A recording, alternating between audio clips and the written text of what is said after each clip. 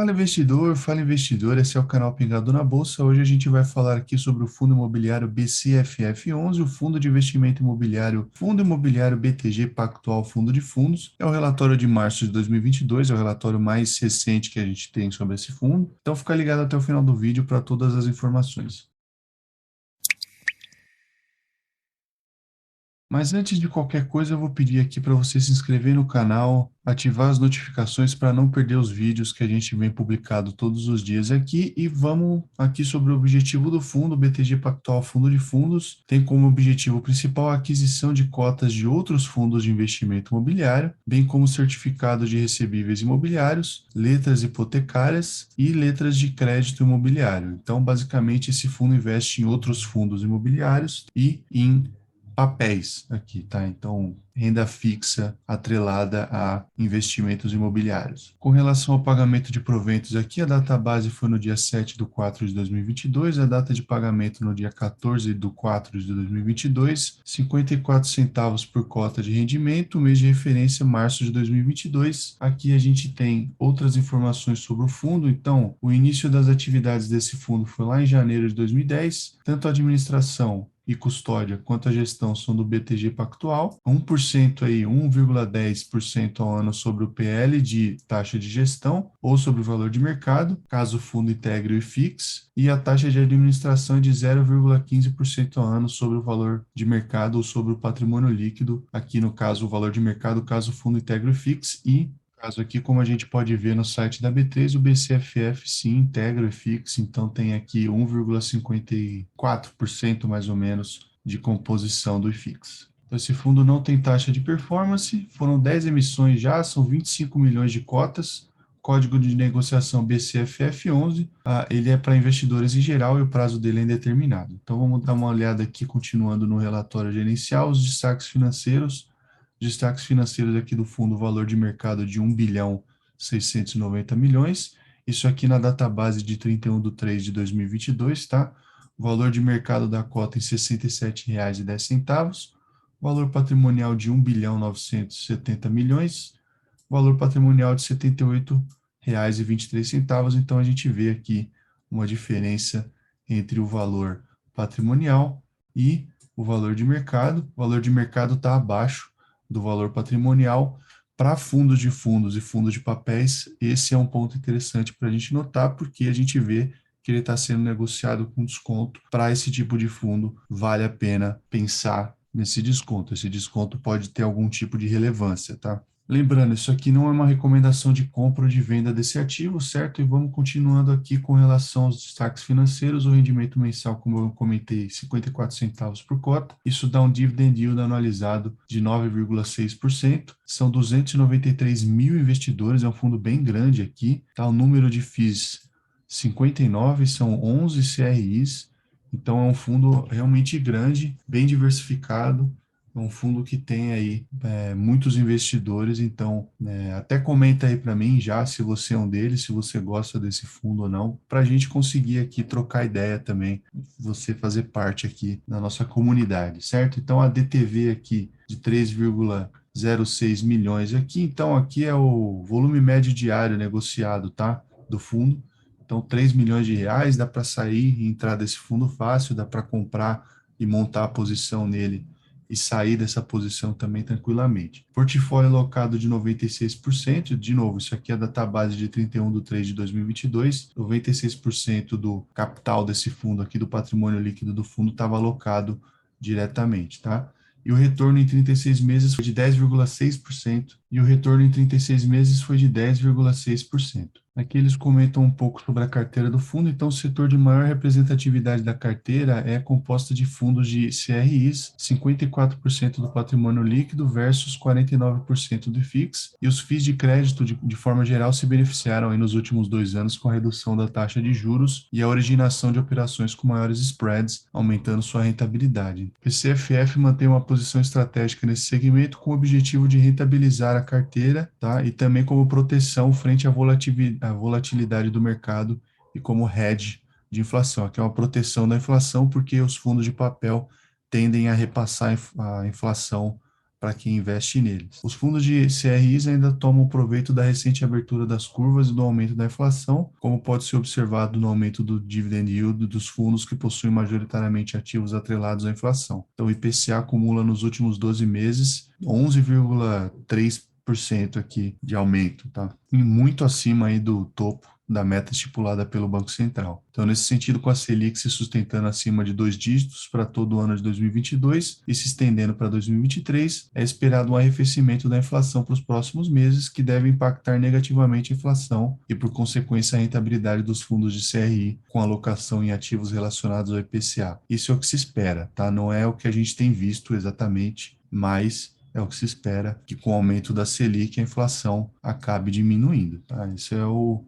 esperado pelo mercado, digamos assim. Então, em linha com esse movimento, o BCFF tem realizado trocas de alocação de ativos que possuem como principal alocação de inflação para o CDI, de forma que esse segmento deve ainda permanecer como um dos principais setores de investimento. O dividend yield aqui médio analisado por segmento, é interessante que eles dão um panorama geral do mercado aqui. Então, os fundos de CRI aqui do BCFF11 representam 45% dos ativos do BCFF. Então, os fundos de CRI, 13,7%, híbridos, 10,8%, fundos de fundos, 10%, e FIX 9,2%, logística industrial 9,1%, corporativo 8,8% e shoppings 8,3%. Os shoppings, como a gente pode ver, foram os fundos mais impactados aqui, foi o segmento mais impactado. Claro, isso aqui de acordo com a informação da Quantum e da BTG Pactual, mas a gente pode ver mais ou menos que realmente está dentro dessa média aqui entre 8% e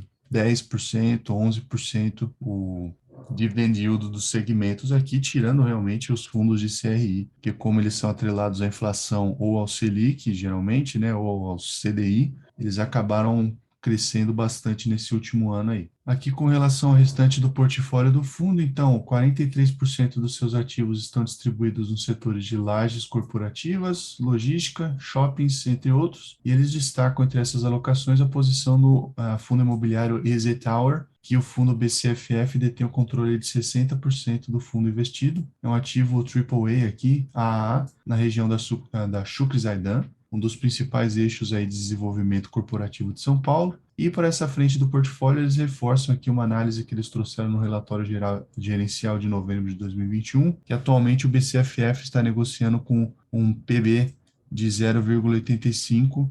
Porém, aqui, dado que o portfólio de fundos imobiliários de CRI negocia muito próximo de um PB de 1, isso implica que todo o desconto está inferido no portfólio de tijolos. Então, qual que é a ideia aqui? Os fundos imobiliários estão sendo negociados com desconto no mercado secundário e o BCFF também está sendo negociado com desconto no mercado secundário, ou seja, você tem um duplo desconto aqui. Quanto mais descontado tiver um fundo de fundos e dentro da carteira dele, quanto mais descontados estiverem os fundos imobiliários de tijolo que esse fundo detém, mais duplo desconto você vai ter. Então, você vai estar comprando, por exemplo, um fundo de tijolo via BCFF mais barato do que o que ele realmente vale. Tá? Então, você tem um desconto no BCFF e um desconto no fundo de tijolo. Aqui a marcação da cota BCFF, então, a mercado 67,10, o book mercado 78,23 e o book patrimonial 87,31. Então, basicamente, você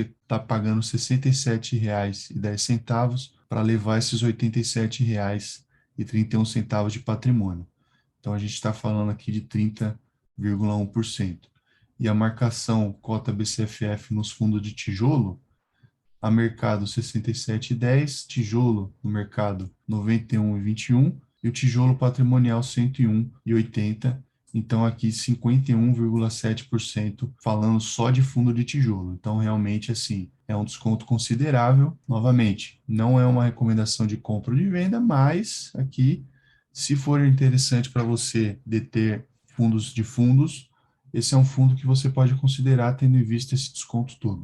Panorama geral aqui da alocação do fundo, então 54% de fundos de CRIs e CRIs diretamente, então a participação desse segmento no portfólio do BCFF manteve-se em linha na comparação com o mês anterior, sendo esse setor a maior alocação do fundo. Embora o BCFF tenha realizado a venda de algumas posições com representativo ganho de capital, a participação permaneceu a mesma devido à valorização das cotas no período. E como eles têm destacado aqui nos últimos relatórios, a atual participação desse segmento no portfólio do fundo representa o maior patamar nos últimos 4 anos e possui uma perspectiva de crescimento para os próximos meses, reforçando a estratégia de buscar investimentos diretamente atrelados à inflação e ao CDI, mediante a forte abertura das curvas. 25% aqui em lajes corporativas, então a participação desse segmento permaneceu em linha em comparação com o mês anterior, devido à flutuação do preço das cotas no mercado, e essa alocação é composta principalmente pela participação no EZTB, que é aquele EZ Tower, tá? E o RE Prime, ambos detentores da EZ Tower, ativo AAA em uma das melhores regiões de São Paulo, com dividend yield de 8,6% ao ano. Então, eles comentam aqui que, apesar dos possíveis impactos aí da Covid nos escritórios, eles embasam a tese deles na alocação em ativos de alta qualidade com excelente localização. Com relação aqui a contratos atípicos são 11%, então a participação desse segmento aumentou marginalmente em relação ao mês anterior. O fundo segue com sua estratégia de alocação de recursos em portfólios com boa localização e contratos com baixo risco de crédito. Tá? Então, fundos com contrato de alocação de modalidade atípica possuem multas maiores em uma eventual saída de locatário, que é uma característica que traz maior segurança na manutenção da taxa de ocupação dos imóveis. 6% em shoppings, então não houve alteração aqui na alocação desse segmento na carteira. 3% em caixa, então ele encontra-se com 97% do seu ativo alocado em fundos imobiliários ou em CRIs diretamente e outros 1%. Aqui com relação ao resultado, então em março de 2022, o BCFF gerou um resultado de 69 centavos por cota, distribuindo 54 centavos por cota aos seus investidores. Aqui a gente vê, saiu de outubro lá de 2021, de 56 centavos de renda de fundos imobiliários para 69 centavos de renda de fundos imobiliários agora em março de 2022. Normalmente isso aqui é o mais interessante a gente observar em fundos de fundos, tá? A renda, porque ganho de capital atualmente está um pouco mais complicado de ser conseguido, então a renda é o que interessa. Se aumentar a renda, aumenta também o rendimento distribuído para os cotistas. E aqui os rendimentos do fundo, então a gente vê também, saiu lá de 50 centavos de resultado recorrente para 62 centavos de resultado recorrente, e aqui a gente vê os rendimentos, né, a distribuição está na média ali 50 centavos, 54 centavos, está 54 centavos durante esse ano todo. Aqui só um destaque também interessante reparar que o BCFF encerrou o mês com uma reserva gerenciais e de contingência que somadas representam 22 milhões de reais, o equivalente a 90 centavos por cota. Aqui o top 20 investimentos da carteira, então dá uma olhada aqui nos fundos que compõem, né, esse BCFF. Então o EZTB, REPE, Canip, BTCR, IRIM, o CRI Duc, BTLG, FEXC, BRCR, BPML, IRDM, CCRF, CPTS, RBHG, MCCI, MXRF, RBLG, SPVJ, VTLT, JRDM. Então, esses são os fundos do BCFF11, tá? O segmento de atuação aqui, como a gente pode ver, então, 54% fundos de CRI ou CRIs diretamente, comercial 25%, 9% de logística, shopping 6%, outros 3% e caixa 3%. Aqui a gente tem a estratégia da carteira por percentual do total de ativos, tá? Então, para renda 66% e o ganho de capital 34%, fundos imobiliários diretamente 89% da carteira, 3,4% de renda fixa, 7,2% de CRIs e outros basicamente nada aqui. Aqui o fundo comenta uma potencial distribuição extraordinária, então a recuperação parcial do imposto de renda sobre o lucro auferido em alienações de cotas de fundos imobiliários. Então, 19/11 de 2020, o BCFF divulgou um fato relevante informando aos cotistas que uma provisão no valor de 4.200.000 referente ao recolhimento de IR sobre o ganho de capital em operações com cotas de fundos imobiliários foram revertidos e poderão ser distribuídos aos cotistas. Esse valor equivalente a 16 centavos por cota foi disponibilizado para a distribuição de rendimentos do fundo, tá? Então, tem um rendimento aqui extra, tá? Uma potencial distribuição extraordinária aqui do fundo. Isso aqui, claro, é uma expectativa, tá? Não é uma certeza ainda, tá? Precisa ainda ser confirmado, mas é uma possibilidade. Aqui a rentabilidade do BCFF11, então no mês menos 0,8%, enquanto o IFIX 1,4%, o CDI líquido 0,8% positivo, tá? E o IBOV 6,1%. Isso aqui lembrando, considerando aqui em março, tá? É o mês de referência, é março de 2022. Aqui as receitas do fundo, então, aqui em março de 2022 foram 17 milhões de reais totais de receitas, 15 milhões de rendimentos de fundos imobiliários, 809 mil reais de receita de ganho de capital, 601 mil reais de renda fixa, CRIs 988 mil reais, 2 milhões e 200 mil reais de despesas com imposto de renda 161 mil reais, uma reserva de contingência aqui de 759 mil reais, um total aqui, resultado líquido de 17 milhões 691 mil reais. Como a gente vê aqui abaixo, o histórico de distribuição do fundo, então, realmente mantém esse certo patamar aqui na casa dos 50 centavos, um pouquinho para baixo aqui e um pouquinho para cima depois aqui de janeiro de 2022, tá? E bom, é isso por hoje, esse foi o vídeo, se ele serviu para você, se foi útil e você conseguiu entender um pouco melhor sobre o que o BCFF faz, o que ele tem na carteira dele, considere assinar o canal, curtir o vídeo, compartilhar com pessoas que possam se interessar nesse assunto também, e a gente se vê no próximo vídeo. Tchau!